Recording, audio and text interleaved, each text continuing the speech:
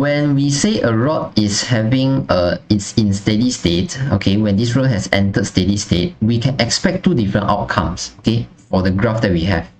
If the rod is insulated, that means my heat cannot escape from the rod to the surrounding. I maybe layer it with a lot of polystyrene foam or something like that in order to prevent heat from release to the surrounding.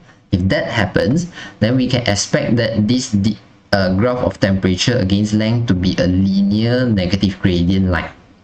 Okay, this is what happened if we keep our rod to be insulated. In other words, this straight line means that our dt dl over here is constant. This gradient of T against L is constant along the rod. Okay. However, if our rod is not insulated, that means that there will be heat released to the surrounding.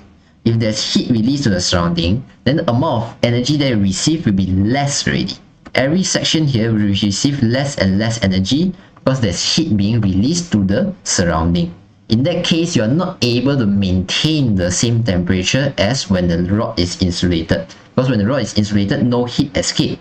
But now you know that there's heat escape, you cannot sustain the same temperature as an insulated rod. So you definitely observe that the temperature will be lower than when the rod is being insulated.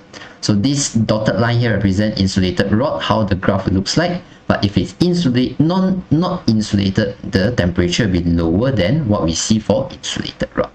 So that's what we can expect for steady state for a rod, if it's insulated or not insulated. In the next video, we'll look at we'll study in greater detail the situation in which the rod is insulated.